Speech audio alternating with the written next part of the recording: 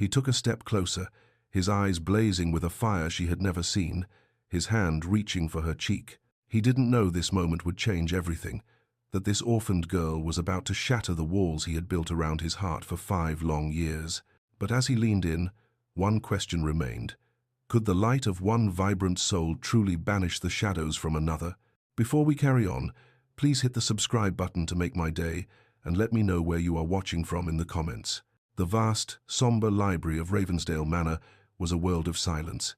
Heavy velvet curtains, the color of dried blood, blocked most of the sunlight, creating an atmosphere of perpetual twilight where dust motes danced like tiny, lost souls in the few stray beams of light that dared to intrude. The air was thick with the scent of old leather, beeswax, and the faint, musty perfume of decaying paper. The only sounds were the oppressive, metronomic ticking of a large grandfather clock in the corner, each tick a hammer blow against the stillness, and the faint rustle of a page turning. Duke William Ravensdale, a man in his early 30s, sat in a high-backed wingback chair, his handsome features etched with a cold, severe indifference that had become his armor. He was dressed impeccably in dark, tailored clothing that seemed to absorb what little light there was in the room. He held a glass of brandy, its amber liquid untouched, his knuckles white as he gripped the crystal. His gaze, however, was not on the book in his lap, but was fixed on the cold, empty maw of the fireplace, lost in a memory that played on an endless, torturous loop. For a fleeting, jarring moment, the oppressive quiet of the library was replaced by the roar of a storm, the splintering crack of wood from an overturned carriage, and the echo of a woman's scream, a sound that was forever seared into his soul. It was the memory of the accident that had killed his wife, Eleanor. 5 years prior, a tragedy for which he, and he alone, carried the crushing weight of blame. His self-imposed isolation was his penance, the silence of Ravensdale his monastery. The suffocating quiet was shattered by a hesitant knock. The door creaked open to reveal Mr. Abernathy, the family solicitor, a nervous, bird-like man with spectacles perched precariously on his nose. He was one of the few people William tolerated, mostly because their interactions were infrequent and strictly professional. He entered the library hesitantly, clutching a letter with a broken wax seal in his trembling hands as if it were a venomous snake. "Your Grace," Abernathy began, his voice a reedy tremor that grated on William's raw nerves. "A matter of utmost urgency has arisen. It concerns the late Lord Hartley." William did not turn. He kept his eyes fixed on the cold hearth, his voice flat and devoid of emotion. "Hartley was an old acquaintance of my father's. What of him?" Abernathy swallowed hard, his Adam's apple bobbing. "He and his wife. There was a boating accident on the continent. They are gone, Your Grace. And in his will he named you as guardian to his only child, his daughter, Miss Arabella Hartley." The glass in William's hand creaked under the sudden pressure. His icy composure, so carefully maintained for 5 years, finally cracked. A flash of pure, undiluted fury crossed his face as he slowly turned to face the solicitor, his eyes like chips of glacial ice. He felt an acute sense of betrayal, a posthumous invasion from a man he barely knew. His carefully constructed world of solitude, his sanctuary of grief, was about to be shattered by the intrusion of a child. "No," he said, the word a low growl. "I refuse." "Your Grace, I'm afraid it is not so simple," Abernathy stammered, taking a half-step back. "The will is legally binding. Lord Hartley, it seems, was aware of his daughter's significant inheritance. He trusted only you, with your reputation and your distance from society, to protect her from the fortune hunters who would inevitably circle. He believed your honor would compel you to accept." William felt the walls of his own making close in on him. Trapped, he was trapped by duty, by honor, by the dying wish of a man who had unwittingly condemned him to the very thing he had sworn to avoid for the rest of his days: human connection.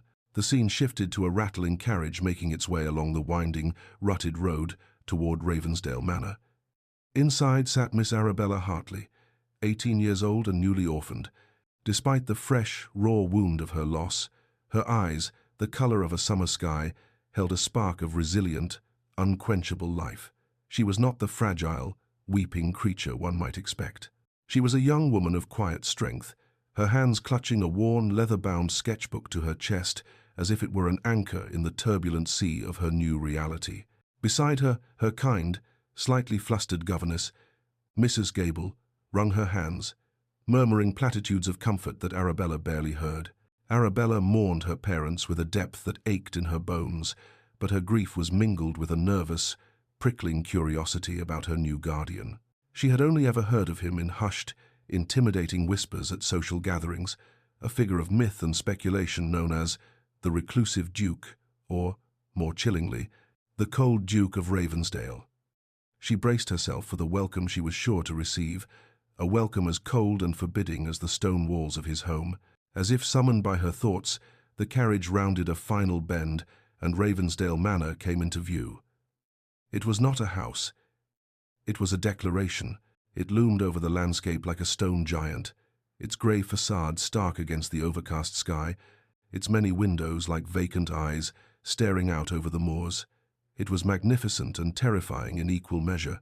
The heavy oak door, studded with iron, was opened by a stern, unsmiling butler who seemed as much a fixture of the house as the stone itself. His name was Jennings, and his face looked as though it had been carved from granite and had not been rearranged into a smile in several decades. Arabella and Mrs. Gable were led into the grand entrance hall, a cavernous space of cold marble and echoing silence. The air was chilled, carrying a dampness that had nothing to do with the weather outside. Portraits of long-dead Ravensdales, their faces stern and their eyes seemingly filled with judgment, stared down from the high walls. There was a chilling, profound lack of warmth, of life, of welcome. Then, a sound from above. William was descending the main staircase, his hand gliding over the polished banister. He stopped halfway down, a deliberate act of maintaining both physical and emotional distance. He looked down at Arabella, his face an unreadable mask of cold, formal civility. He was even more handsome than the rumors suggested, but it was a severe, unapproachable beauty, like that of a marble statue in a forgotten crypt. "Miss Hartley," he said, his voice like ice, each word a perfectly formed, chilling crystal. "Welcome to Ravensdale. I trust your journey was adequate." Arabella felt a shiver that had nothing to do with the cold in the hall. She could feel Mrs. Gable shrinking beside her, but she refused to be intimidated. She was a guest in this house, not a prisoner. She lifted her chin, her gaze meeting his directly, her own voice clear and steady. "It was, Your Grace. Thank you for receiving me into your home." The air between them crackled with an unspoken challenge. It was the first meeting, the first clash of their two opposing worlds, his cold, controlled grief and her resilient, life-affirming spirit. He saw her as a profound intrusion, a vibrant, unwelcome splash of color in his monochrome existence, a disruption to the sacred order of his penance. She saw him as a puzzle, a fortress whose walls she was not yet sure she wanted to scale, but whose mysteries intrigued her nonetheless. He continued his descent, his boots clicking sharply on the marble. "I will be plain, Miss Hartley," he stated, his voice leaving no room for argument. "My life here is one of solitude. It is a state I have chosen, and one I will not have disturbed. You and your governess will be given a wing of the house for your use. Your meals will be taken there. You are not to venture into the main parts of the manor, and above all, you are not to disturb me. Jennings will see to your needs. Is that understood?" It was not a question. It was a command, a dismissal. He was drawing the lines of her cage, making it clear that while she was under his roof, she was not to be a part of his life. Arabella simply nodded, her throat too tight to speak. "Perfectly, Your Grace." He gave a curt, final nod, turned his back on her without another word, and disappeared into the shadows of a long corridor, leaving her standing in the cold, echoing hall, the weight of his loneliness pressing down on her more heavily than her own grief. But Arabella Hartley was not one to be caged. The wing of the house assigned to her was luxurious, with finely upholstered furniture and silk wallpaper, but it was a gilded prison nonetheless. The silence was as thick and suffocating here as it was in the rest of the manor. For the first few days, she respected the Duke's command, a quiet grief for her parents settling over her like a shroud. But her spirit, resilient and vibrant, could not be suppressed for long. She refused to be a prisoner in a house of mourning, especially when the mourning felt more like a disease than a remembrance. She began to explore. Her movements were quiet at first, soft slippers on the thick carpets of the long, dusty corridors. She discovered forgotten rooms, their furniture shrouded in white cloths, that looked like an assembly of ghosts frozen in mid-conversation. One such room was a vast, magnificent ballroom, its parquet floor coated in a fine layer of dust, the grand chandeliers hanging like crystal skeletons. To the quiet horror of a passing housemaid, who froze with her feather duster in hand, Arabella began to hum a soft waltz, her feet tracing the graceful, sweeping steps of the dance in the grey dust, leaving swirling patterns in her wake.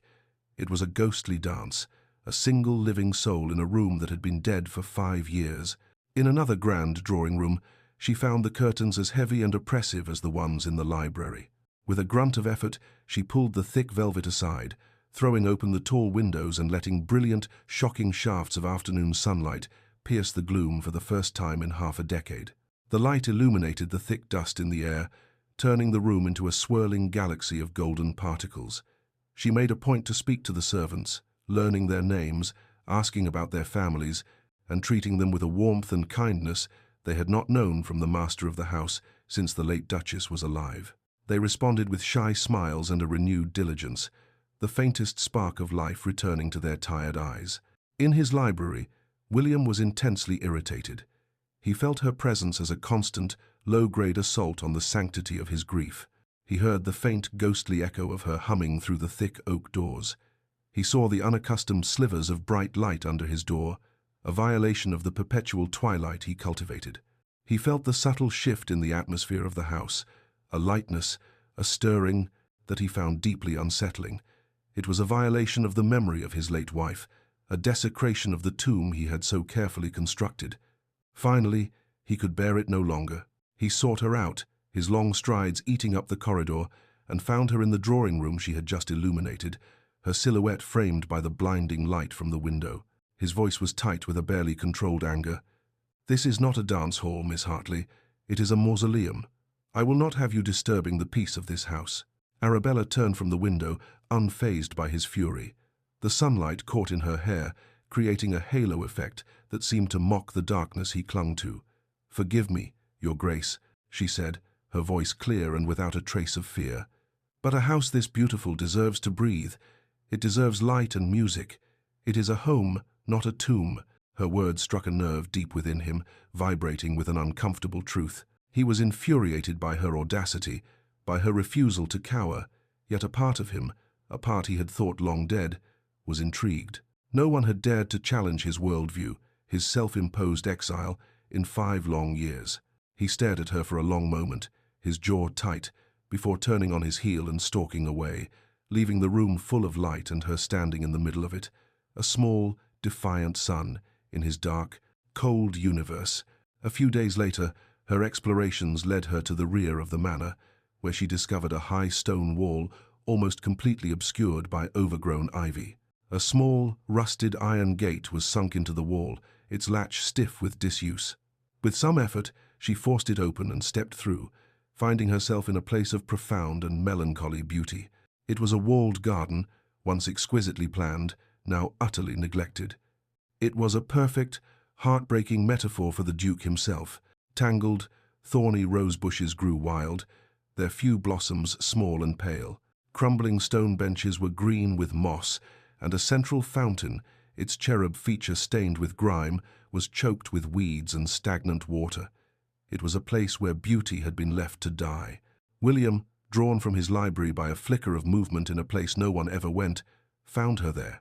His first instinct was to be furious, to order her out, to reclaim this sacred, private space for his memories. This had been Eleanor's favorite garden. The scent of these specific roses, even in their wild state, was a direct line to the past, a key that unlocked a chamber of pain he kept bolted shut. But he hesitated. He remained in the shadows of the arched doorway, watching. She was not dismayed by the neglect.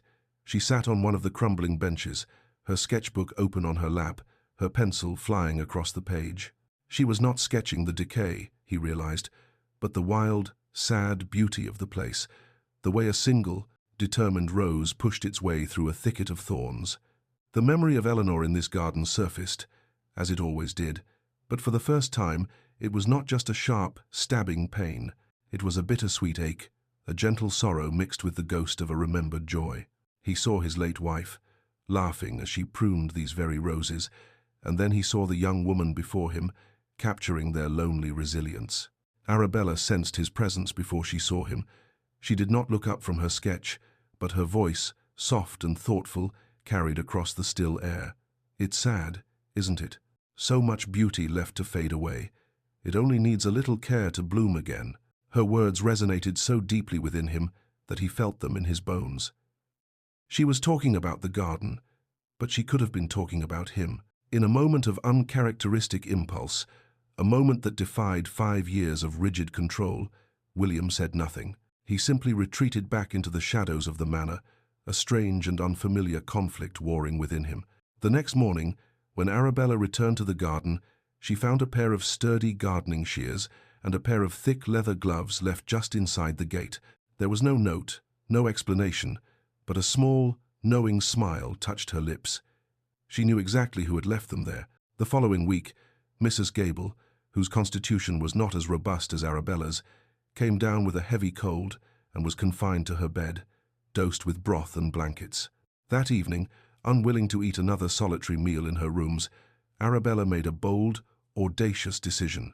She walked through the quiet manor, her heart thumping a nervous rhythm against her ribs, until she reached William's private dining room. He always ate here, in complete and utter solitude, served by a silent Jennings.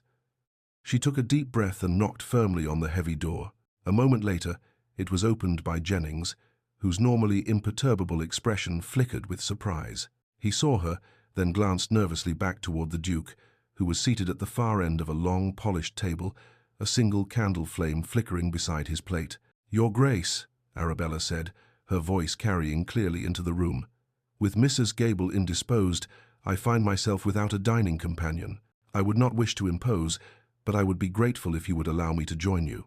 William looked up, his fork halfway to his mouth. He was stunned into silence by her sheer, unmitigated audacity. Every instinct, every habit, honed over 5 years of isolation, screamed at him to refuse, to send her away, to preserve the sanctity of his lonely ritual. But as he looked at her standing in the doorway, her chin held high, a picture of determined loneliness that mirrored his own, he found himself unable to utter the word no.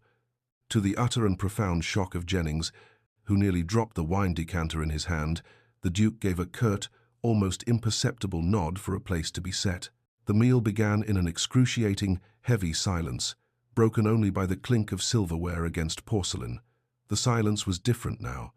Before, it had been a comforting blanket for William. Now, with her sitting opposite him, the candlelight softening the determined lines of her face, it felt charged, awkward, and deeply, profoundly empty. Then, Arabella began to speak. She did not speak of her grief, or of the oppressive quiet of the house. She spoke of a funny memory of her father, a man of letters, attempting to learn how to fish, and ending up falling into the river with a look of comical surprise. She told the story with a light, self-deprecating humor, her eyes sparkling with the memory. William found himself listening, truly listening, for the first time in years. An image of her father, sputtering and covered in weeds, flashed in his mind, and a ghost of a smile, a tiny, unfamiliar twitch at the corner of his mouth, touched his lips before he caught himself and schooled his features back into their customary frown. It was the first time he had shared a meal with anyone other than a servant in 5 years, and as he finished his dinner in the renewed silence, he found it was no longer peaceful. It was just lonely. The fragile truce, forged over a shared, silent meal, could not last. It was shattered, as most things in William's life were, by the well-meaning but disruptive arrival of Mr. Abernathy. The solicitor appeared one morning, looking even more flustered than usual, his papers trembling in his grasp. He found the Duke not in the library, but standing by the gate of the walled garden, staring at the freshly turned earth where a new rosebush had been planted. "Your Grace," Abernathy began, panting slightly, "a matter of duty, a most pressing matter of duty." William turned slowly, his face betraying none of the turmoil her presence had stirred within him. "What is it now, Abernathy? Has another long-lost acquaintance bequeathed me a pet canary?" "Worse, Your Grace. Society," the solicitor squeaked. "It is time.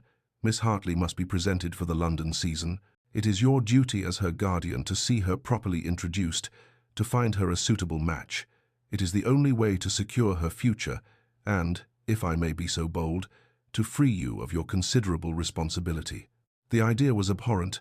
The thought of plunging back into the cacophony of London, the meaningless chatter, the grasping hands and false smiles, was like a physical blow. He had fled that world for a reason, but Abernathy was right. It was his duty. Securing a suitable marriage for Arabella was the final, definitive act of his guardianship. It was the end of the path, the way back to his cherished solitude. The thought should have brought him relief. Instead, a cold, unfamiliar dread settled in his stomach. And so, they travelled to the grand, imposing Ravensdale townhouse in London. The city was an assault on the senses, a cacophony of carriage wheels on cobblestones, street vendors hawking their wares, and the constant, pressing crush of humanity. It was the antithesis of Ravensdale's hallowed silence, and William felt his armour of indifference hardening with every mile. He retreated behind his cold, severe mask, becoming once more the unapproachable duke. Their first grand ball was a glittering affair held in a mansion overflowing with flowers, champagne, and the elite of London society. William, looking even more severe and forbidding in his formal black evening wear, escorted Arabella into the glittering ballroom. The moment they entered, a hush fell, followed by a wave of excited whispers. Arabella was a vision. She wore a gown the colour of starlight, a shimmering silk that seemed to catch and hold the candlelight. Her hair was swept up, revealing the graceful line of her neck, and her eyes, wide with a mixture of awe and nervousness, sparkled with more life than all the diamonds in the room combined. She was an instant, undeniable sensation. Her natural, unaffected beauty, combined with the spirited intelligence that shone from her, was a potent combination. That, and the universally known fact that she was the heiress to the vast Hartley fortune, made her the undisputed belle of the season before she had even taken a single step onto the dance floor. William watched from the shadowed alcoves of the ballroom, a dark, brooding figure against the glittering backdrop.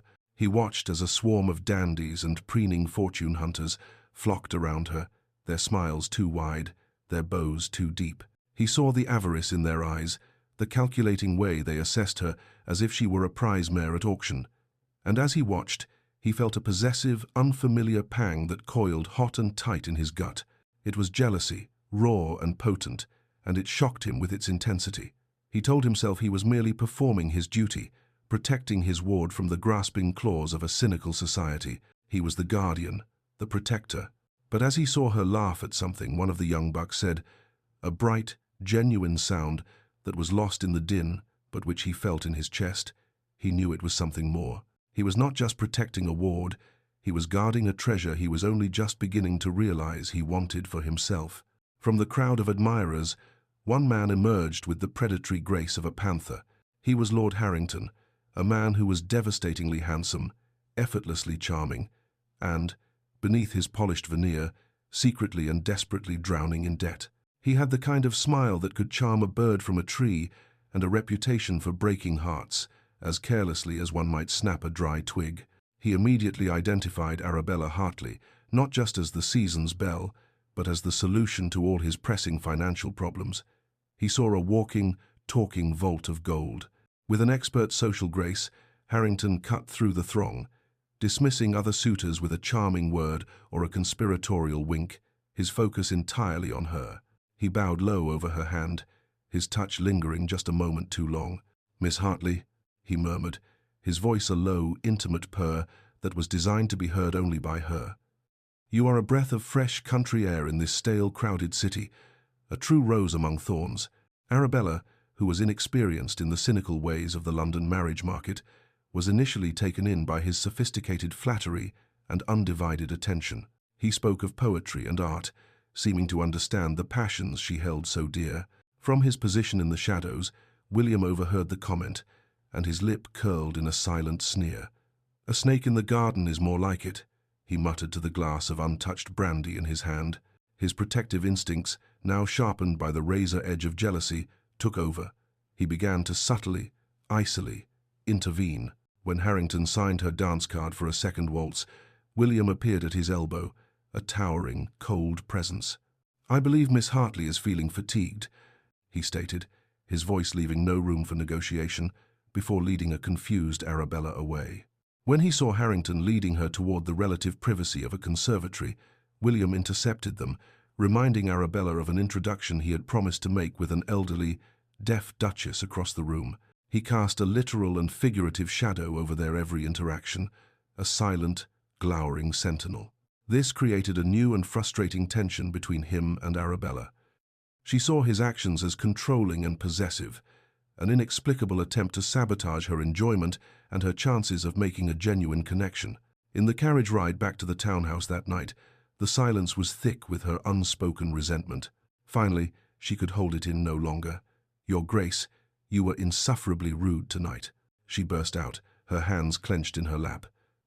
"Lord Harrington is a perfect gentleman, and you treated him as if he were a common pickpocket." William's jaw tightened, his profile stark and unforgiving in the flickering gaslight from the street.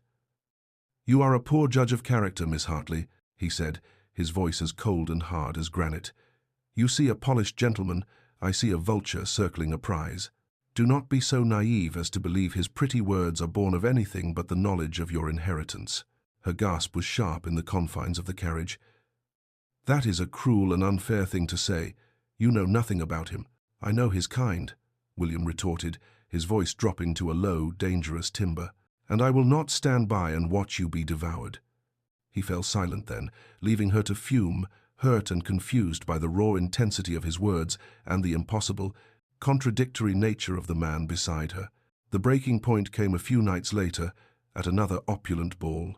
Lord Harrington was more persistent than ever, and William was more vigilant, their silent battle of wills playing out across the crowded dance floor. Upset and confused by William's constant, suffocating interference, and hurt by his low opinion of her judgment, Arabella felt she had to escape. She slipped away from the heat and noise of the ballroom, finding a set of glass doors that led out onto a wide stone balcony. The cool night air was a relief, and she leaned against the balustrade, looking out over the moonlit Thames, the noise of the party a distant, muffled rhythm behind her. A moment later, the doors opened and closed. She didn't have to turn to know it was him. His presence was a physical force, a shift in the very air around her. His tall frame was silhouetted against the bright lights of the ballroom. She whirled to face him, her carefully maintained composure finally crumbling. "Why do you do it?" she demanded, her voice trembling with a storm of conflicting emotions. "Why must you control every aspect of my life? You brought me here to find a husband, to grant you the solitude you so desperately crave, yet you frighten away any man who shows the slightest interest. First, you wished I would disappear, and now you will not allow anyone to grant you that wish." Her words, full of a pain and confusion he had put there, struck him like a physical blow. His own carefully constructed control, stretched taut for weeks, finally snapped. "Because they are not good enough for you," he roared, his voice raw and powerful, echoing in the cold night air and startling them both with its ferocity. "Because they see a fortune, not the woman who tends a forgotten garden and brings sunlight into a tomb. They see an heiress, not the girl who dances with ghosts and argues with dukes. They are not worthy of shining your shoes, let alone claiming your hand." The raw, unguarded emotion in his voice stunned them both into a sudden, breathless silence. The air between them crackled with a tension that had been building for weeks, a potent, dangerous energy that had nowhere left to go. He took a step closer, his eyes, no longer cold, blazing with a fire she had never seen. All the anger, all the frustration, all the jealousy melted away, replaced by something deeper, something more vulnerable, something that terrified and thrilled her. He lifted a hand, his fingers hesitating for a fraction of a second before gently, reverently, touching her cheek. His thumb stroked her skin, sending a jolt of pure electricity through her entire body. He leaned in, his gaze locked on her lips, his own mouth just inches from hers. The world seemed to stop, the distant music faded, the city lights blurred. There was only the scent of his cologne, the heat of his body, the promise in his eyes. And then, as if he had been burned by a hot iron, he pulled back. A look of self-loathing and horror twisted his features as he realized what he had almost done. The walls he had built around his heart, the vow he had made to his dead wife, came crashing back down upon him. He had betrayed his grief, betrayed Eleanor's memory, with this child, this ward. He turned without another word, his movement stiff and abrupt, and strode back into the ballroom, leaving Arabella standing alone on the balcony. Breathless, her heart hammering against her ribs, her cheek still tingling from his touch, and a dawning, impossible, and utterly glorious hope blooming in her heart. The return to Ravensdale Manor was a journey cloaked in a silence more profound and heavy than any they had shared before. The tension from the balcony, from that aborted kiss, was a third passenger in the carriage, a palpable presence that sat between them, suffocating the air. The London townhouse, with its noise and social obligations, had been a distraction. Here, back in the echoing quiet of the country, there was nowhere for the unspoken emotions to hide. The house was the same, yet everything was different. The silence no longer felt like William's private penance, it felt like a shared, aching question. For 2 days, they avoided each other, the vastness of the manor making it easy to do so. But Arabella could not forget the raw, desperate emotion on his face, the blaze in his eyes that had been extinguished so abruptly by his own horror. She could not let it rest. She found him where she knew he would be, in his sanctuary, the library.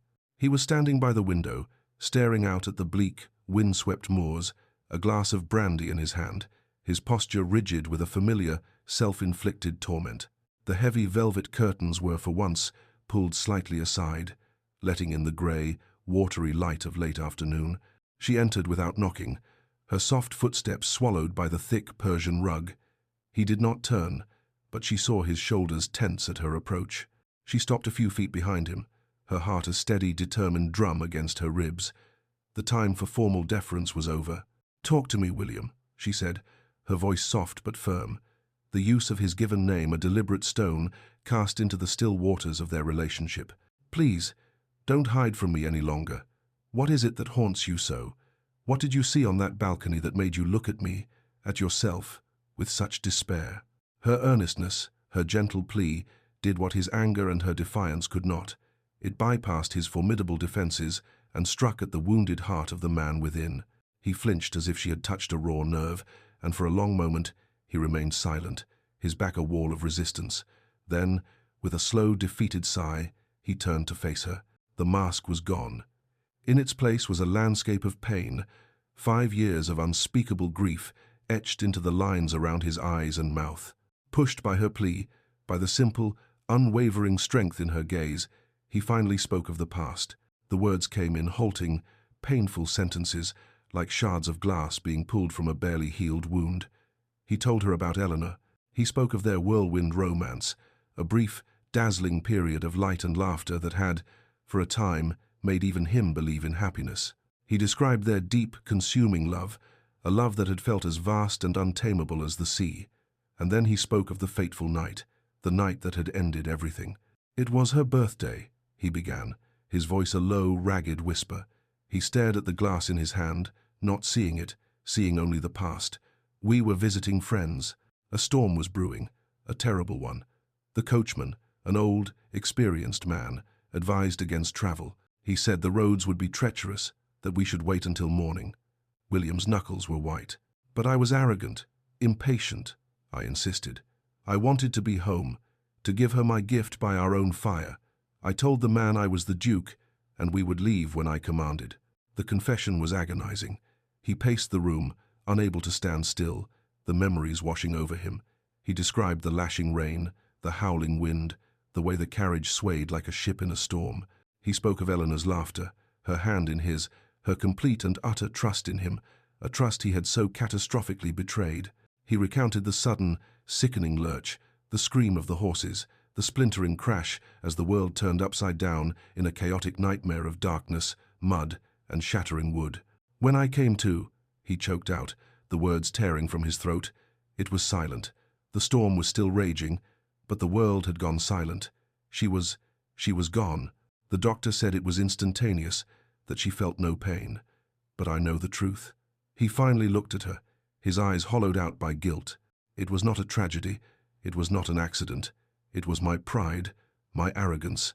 I killed the woman I loved because I could not bear to be delayed for a single night. I am responsible. He expected her to look at him with pity, or worse, with the horror and judgment he felt for himself. He expected her to recoil from the monster he had just revealed himself to be. Instead, Arabella closed the distance between them, She did not offer platitudes or tears. She offered him something he had not known in 5 years, something he had never thought to receive again: absolution. She placed a gentle hand on his arm, her touch a small point of warmth against the chill of his skin. "It was a tragedy, William," she said, her voice imbued with an empathy so profound it was like a physical balm. "A terrible, terrible accident. You made a decision, perhaps an unwise one, but you did not swing an axe. You did not hold a pistol. You loved her. You wanted to bring her home. The storm, the road, the fates, they are what took her. It was not your fault. You have carried this impossible burden alone for far too long." Her simple, heartfelt words, delivered with such quiet conviction, did not just soothe his tormented soul, they began to dismantle the very foundation of his guilt. He stared at her, at the strength and compassion in her young face, and in that moment he saw her not as a child, not as his ward, not as an intrusion, but as a woman of immense, astonishing empathy and strength. His admiration for her, already a powerful force, deepened and transformed into something more potent, more dangerous, and more beautiful than anything he had ever known. While a fragile peace began to settle over the wounded quiet of Ravensdale, a malicious storm was brewing in the grimy heart of London. In a seedy, smoke-filled tavern near Fleet Street, a place where reputations were bought and sold over cheap gin, Lord Harrington sat nursing his bruised jaw and his even more bruised ego. The public humiliation at the hands of the Duke, followed by the swift and silent rejection of his suit by Arabella's solicitor, had curdled his charm into a cold, venomous fury. He was not a man who accepted defeat. Since he could not win the heiress's hand through charm, he would take it by force. He slid a heavy purse across the sticky, stained table to his companion, a small, rat-like man with ink-stained fingers and greedy eyes. This was Mr. Sneed, a man known for spreading the most malicious gossip through the city's less reputable society papers. "The plan is simple, Sneed," Harrington said, his voice a low, vicious snarl. "Miss Hartley has a fondness for the arts, poetry, I believe. You will procure a forger to pen an invitation from a respectable lady, someone she has met, inviting her to an exclusive, late-night poetry reading at a private residence. A place of my choosing." Sneed's eyes glittered as he weighed the purse in his hand. "And this residence?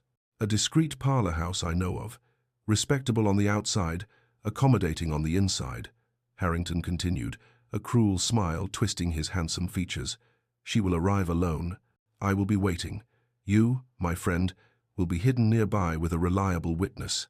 After a suitable interval, you will burst in to rescue her, only to discover her in a most compromising position with me, alone, in a locked room, late at night. Her reputation will be in tatters before the sun rises." "Ruin," Sneed breathed, the word a caress. "She would have no choice but to marry you to salvage her honor and her fortune." "Precisely," Harrington confirmed, taking a long swallow of his drink. The cold Duke was so keen to protect his little ward from vultures. He never imagined the vulture would be invited right into the nest. "See to it. I want the invitation delivered within the week." The deal was sealed, the trap designed, its steel jaws ready to snap shut on an innocent girl whose only crime was to be beautiful, wealthy, and desired by the wrong man. Back at Ravensdale, the world was a different place entirely. The tension of the confession had given way to a new, tentative understanding. William did not retreat back into his library, not entirely. He began to emerge, slowly, like a man learning to walk again after a long illness, and he found himself, more often than not, drawn to the walled garden. The space was transformed. Under Arabella's devoted care, with the quiet assistance of a gardener whose wages William was now paying without a second thought, the garden was coming back to life. The thorny, tangled rose bushes had been pruned and were now covered in fat, promising buds of crimson and white. The choked fountain had been cleared, its cherub scrubbed clean, and the gentle splash of fresh water was a musical counterpoint to the birdsong that had returned to the trees. Weeds had been pulled, revealing the elegant lines of the original stone paths, and patches of new flowers, lavender and delphiniums, and bright yellow marigolds, added vibrant splashes of color and life. He found her there one afternoon, kneeling in the rich, dark earth, her hands smudged with dirt, a serene, happy expression on her face as she tended to a bed of fragrant lavender. A stray curl had escaped her bonnet, and clung to her damp forehead. She was humming, the same soft waltz she had danced to in the dusty ballroom, but here, in the sunlight, it was not a ghostly tune but a song of pure, simple contentment. He watched her for a long moment, unseen, from the stone archway. The garden's restoration was such a clear, powerful mirror of what she was doing to his own heart, clearing away the thorns and weeds of his grief, letting the light in, planting the seeds of a new and unexpected life. He stepped out from the shadows.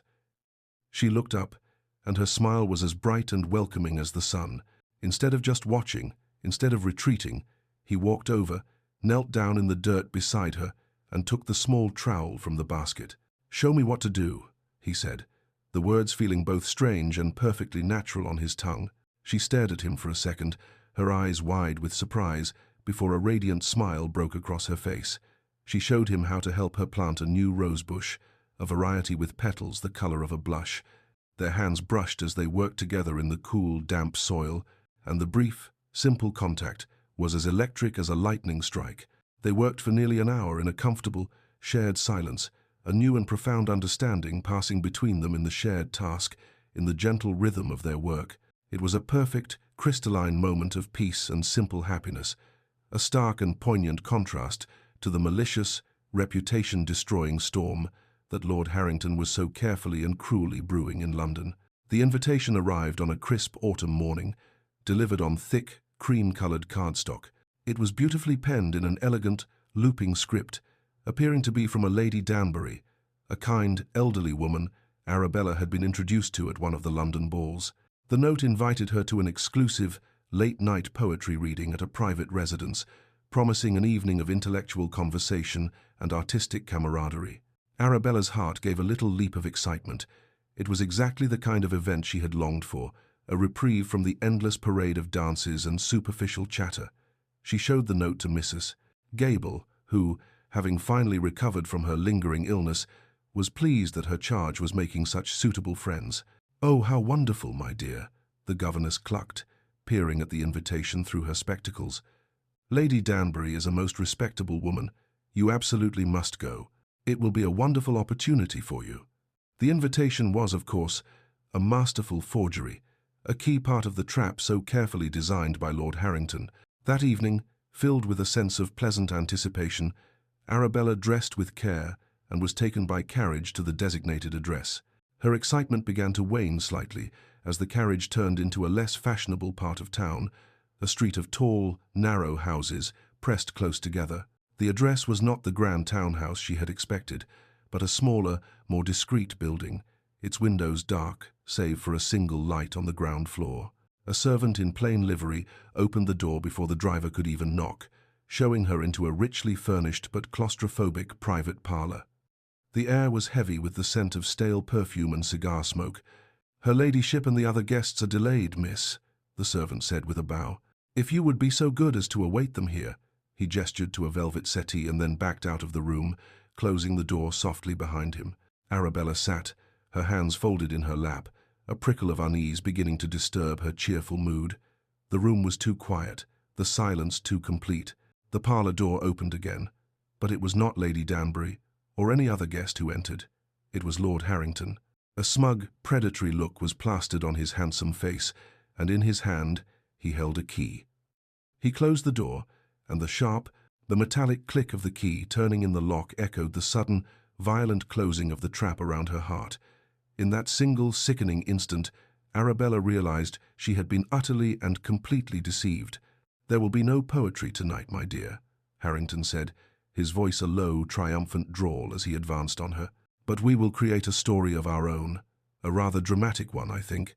Scream if you like," he added with a cruel smirk. "It will only make the tale more titillating for the papers tomorrow." Arabella scrambled to her feet, backing away until the cold wood of a writing desk pressed against her spine. Her eyes, however, did not hold the terror he expected. They flashed with a brilliant, defiant fire.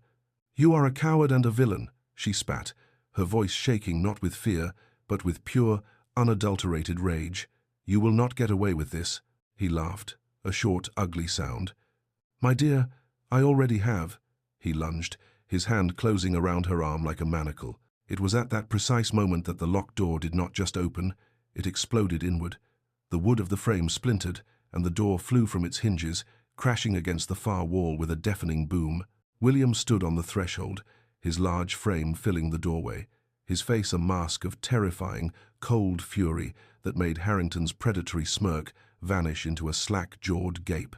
An inexplicable, gnawing unease about Arabella's trip had taken root in William's mind the moment her carriage had departed. It was a baseless, illogical feeling, but it had been so powerful, so insistent, that he had ordered his own carriage and followed her to London at a distance, his heart pounding with a nameless dread. William wasted no time on words. He crossed the room in 2 long, silent strides. His fist moved in a blur of controlled, precise, and brutal violence, connecting with Harrington's jaw with a sickening crack. The handsome lord's eyes rolled back in his head, and he crumpled to the floor in an unconscious heap. William did not give him a second glance. He turned his chilling, silent gaze to a heavy velvet curtain in the corner of the room. From behind it, a small, rat-like man with a notepad and pencil was trembling so violently he could barely stand. It was Sneed, the gossip columnist. William's voice, when he spoke, was deadly quiet, a whisper that was far more frightening than any shout could ever be. "If a single word of this night's events is ever printed," he said, "each word a shard of ice. I will not just ruin you, I will buy the paper you write for and use its pages to wrap fish. I will erase your name from this city so completely that your own mother will not remember you. Do you understand me?" The columnist nodded frantically, his eyes wide with terror, and scurried from his hiding place and out the broken door like the vermin he was. Only then did William turn back to Arabella. The terrifying fury vanished from his face as if it had never been, instantly replaced by a gentle, overwhelming concern. He saw her shaking, her arms wrapped around herself, and he shrugged off his own heavy greatcoat, wrapping it around her trembling frame. The coat was warm and smelled of him, of leather and winter air. His touch, as he drew the lapels together, was both protective and exquisitely tender. He said nothing, simply placed a steadying hand on her back and led her out of the sordid, ruined room, leaving Harrington's plot and the man himself in a broken heap on the floor. The carriage ride back to Ravensdale Manor took place through the dead of night. The rhythmic clatter of the horses' hooves and the creak of the leather harnesses were the only sounds. Inside the carriage, the air was thick with unspoken emotions, a swirling vortex of fear, relief, gratitude, and the raw, undeniable energy that had passed between them. Arabella sat huddled in the warm cocoon of his coat, the fine wool a tangible shield against the horror of the past hour. She was overwhelmed with gratitude, a feeling so immense it left no room for words. But as the miles passed, another feeling began to surface, rising through the shock and relief, a powerful, dawning realization that was both terrifying and glorious. The fear she had felt in that locked room, the cold dread of Harrington's touch, was nothing compared to the wild, soaring flight of her heart when William had burst through that door. He had not been the cold duke, the reclusive guardian. He had been a primal force of nature, a protector, her savior. She was irrevocably, hopelessly in love with her guardian. She loved the man he tried so hard to hide. She loved his hidden gentleness, the quiet way he had left gardening tools for her, the reluctant smile he had fought in the dining room. She loved his fierce, unwavering honor and the raw, untamed protectiveness he had just displayed. She loved the broken parts of him as much as the whole. Across from her, William stared out into the blackness, but he saw nothing of the passing landscape. The near disaster had shaken him to his very core. The image of Harrington's hands on her, the smug, possessive look in that villain's eyes, played over and over in his mind. The thought of what could have happened to Arabella, the violation she had almost suffered, terrified him in a way he had not felt since the night of Eleanor's death. But this was different. The guilt over Eleanor's death was a cold, familiar companion, a weight he had learned to carry. This terror for Arabella was a living, breathing fire in his veins. It was a revelation, a brutal and undeniable truth. His life was no longer his own. His solitude, the state he had cultivated for 5 years as both penance and protection, was no longer a comfort. It was a cold, empty prison. The silence of his home, once peaceful, now seemed desolate, a void that could only be filled by her. He tried to imagine his life without her, Without her light, her laughter, her defiant spirit, without her presence in the garden and her arguments in the drawing-room, he could not. The thought was a physical pain, a bleak, colorless landscape of unending emptiness. The vow of solitude he had made on his wife's grave, the promise that had defined his existence, was no longer a sacred duty. It was a chain, and he had to break it for her sake and for his own. He knew that despite his intervention, the London gossip machine was a relentless, merciless beast. Whispers of her being seen entering that establishment alone, even without the full, scandalous story, could still surface. A hint of impropriety was all it took to tarnish a young woman's reputation beyond repair. There was only one way to protect her absolutely, to silence any potential scandal before it could even begin, to shield her from the vultures and the gossips forever. He had to bind her name to his. He had to make her untouchable. Marriage, the thought, which would have been anathema to him only weeks ago, now felt like the only sane, right, and necessary course of action in the world. The following evening, William asked Arabella to walk with him. He did not say where they were going, and she did not ask. She simply took his offered arm, her hand resting tentatively in the crook of his elbow. He led her not to the library or the drawing-room, but out into the cool, crisp air of twilight. He led her toward the walled garden. As they approached the old iron gate, she saw that it was transformed. Dozens of lanterns had been lit and hung from the branches of the trees and placed along the stone pathways, casting a soft, magical glow that made the entire garden look like a scene from a fairy tale. The air was fragrant with the scent of night-blooming jasmine and the sweet, earthy perfume of the roses she had so carefully tended. The gentle splash of the newly cleaned fountain was the only sound. William led her to the center of the garden, to the stone bench where he had first seen her sketching, a place that now seemed like a lifetime ago. He, the man of iron control, the Duke who commanded with a glance, was visibly nervous. His hands were clenched at his sides, and there was a vulnerability in his eyes she had never seen before. He turned to face her, the lantern light flickering across his strong features, softening the severe lines and illuminating the profound emotion in his gaze. "Arabella," he began, his voice thick with an emotion he no longer tried to hide, a raw, beautiful sincerity that made her heart ache. "I have been a fool, a blind, stubborn fool.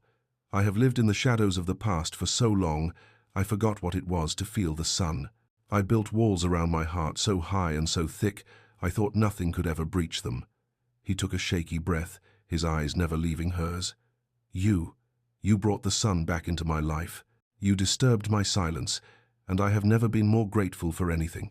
You filled my home with light, and my life with a hope I thought was buried forever." He took another step closer, closing the small space between them. He reached out, not with the hesitant uncertainty of the balcony, but with a sure and steady hand, and cupped her cheek. "I know I am not what you would have chosen. I am a cold, difficult man, haunted by ghosts and defined by a grief I thought was my only companion. But I love you." The words, when they finally came, were a torrent, a release of 5 years of pent-up pain and a few short months of dawning, brilliant hope. "I love your spirit, your impossible courage, the way you see life in a dying garden. I love your kindness, the way you speak to the servants, the way you challenged my darkness instead of fearing it. The thought of my life without you in it, the thought of returning to that empty silence, is a thought I can no longer bear. To protect you, to cherish you, to spend the rest of my days making you happy, is the only thing that matters to me now." He dropped to one knee before her on the soft grass, a gesture of such profound humility from this proud man that it stole her breath away. He took her hand in both of his grip firm and warm. "I am asking you, not as a guardian to his ward, not as a duty or a means of protection, but as a man to the woman he cannot live without. Arabella Hartley, will you do me the profound and undeserved honor of becoming my wife?" Tears of pure, unadulterated joy streamed down her face, glittering like diamonds in the lantern light. For a moment, she could not speak, her throat tight with an overwhelming happiness. She looked down at him, at this formidable duke kneeling at her feet, offering her the very heart she had longed for, the heart she had seen glimpses of and had fallen in love with. "Oh, William," she finally whispered, her voice breaking with a laugh that was half a sob, "you are not a cold man. You are the kindest, most honorable man I have ever known. Your heart is not gone. It was only sleeping. And I, she confessed, her own truth tumbling out. I have loved you for longer than you can imagine. I have loved the man in the shadows, the man who left me gardening shears, the man who fought a smile while I told a silly story. Yes, her voice grew stronger, clearer, filled with all the certainty in her soul. 1,000 times, yes. He rose to his feet in a single, fluid motion, a look of such profound relief and joy on his face that it made him look years younger, erasing the last of the shadows. He closed the final distance between them and pulled her into his arms, holding her as if she were the most precious thing in the world. This time, he did not pull away. He lowered his head and kissed her. It was not a kiss of tentative hope or stolen passion. It was a kiss of certainty, of homecoming. It was a kiss filled with all the pent-up pain of the past and all the brilliant, dazzling hope for the future. It was a kiss that sealed their fate, a promise made in a garden brought back to life, and it finally, truly, began to heal their wounds. Weeks later, on their wedding day, Ravensdale Manor was unrecognizable. The heavy, blood-red velvet curtains had been taken down, replaced with light, airy muslin that billowed in the gentle breeze. Every window in the great house was thrown wide open, and the rooms, once shrouded in twilight and silence, were now filled with flowers, sunlight, and the cheerful, bubbling chatter of guests. The sound of a string quartet drifted from the grand ballroom, a room that no longer held the ghosts of the past, but the promise of a joyous future. The entire house seemed to breathe again, alive and awake after a long, sorrowful slumber. William and Arabella stood at the altar of the small village church, the same church where he had married Eleanor so many years ago, but there were no ghosts here today. The sunlight streaming through the stained glass windows was warm and forgiving. The pews were not filled with the great and the good of London society, but with the people who truly mattered. The manor's staff, their faces beaming with genuine happiness, filled the benches. Jennings, his stern face cracked into a smile so wide it looked almost painful, stood proudly near the front. A tearful Mrs. Gable dabbed at her eyes with a lace handkerchief, and in the front row, Mr. Abernathy beamed, his spectacles fogged with emotion, looking for all the world like a proud father. As William looked at his bride, at Arabella, her face luminous with love, he felt a profound sense of peace settle over him. He saw not a replacement for Eleanor, not a second chance to erase a past mistake, but a new and different kind of love. It was a love that did not erase the scars of the past, but rather integrated them into a new and more beautiful future. The love he had for Eleanor would always be a part of his story, a chapter of profound joy and devastating loss that had shaped him. But Arabella was not the end of that story. She was a new volume entirely. He was no longer the reclusive duke, a man defined and imprisoned by his grief. He was simply William, a man who had been given the rarest of gifts, a love that had led him out of the darkness and back into the light. He was a man reborn by love. 1 year later, the scene returned to the walled garden. It was high summer, and the garden was a riot of glorious, unrestrained life. Roses of every color climbed the ancient stone walls, lavender bushes hummed with the drowsy activity of bees, and the fountain splashed merrily in the center, its water sparkling in the sun. Arabella, now the Duchess of Ravensdale, sat on the familiar stone bench, her sketchbook open on her lap. She was not sketching the flowers, however, but the face of her husband. William was beside her, a book lying open and forgotten in his lap, his arm resting comfortably on the back of the bench behind her. His gaze was not on the book, but on the scene before him. The comfortable, happy silence was broken by the sound of a baby's soft gurgle from a thick blanket laid out on the grass nearby, where their infant son, Arthur, kicked his feet at the blue sky. William looked from his beautiful wife to his healthy child, then at the vibrant, living garden and the sun-drenched manor beyond. His world was no longer silent. It was filled with the sound of his son's laughter, his wife's humming, the chatter of happy servants, and the music of life itself. The tragedy that had once defined him, the guilt that had been his constant companion, was now just one part of his story, not the whole story. It was a scar that had healed, a reminder of a pain that had ultimately led him here, to this moment of perfect, unadulterated peace. He had sought his salvation in solitude, but he had found it, unexpectedly and gloriously, in connection. Arabella looked up from her sketch, her eyes sparkling with the same life and love that had first captivated him. "What are you thinking about? Your Grace?" she asked, her tone teasing. He smiled, a full, genuine smile that reached his eyes, and took her free hand, lifting it to his lips for a gentle kiss. His own eyes were filled with a love and contentment so deep it seemed to radiate from him. "I was just thinking," he said, his voice soft and full of gratitude, "that my solitude was a very lonely place. Thank you for not letting me stay there." She leaned her head against his shoulder, and they shared a gentle, lingering kiss, the picture of a happy, complete family. The world of Ravensdale, once a tomb of grief, was now a cradle of life, a testament to the enduring truth that even the coldest, most guarded heart can be claimed and healed by love, and that even the deepest, most profound grief can eventually give way to a new and glorious dawn.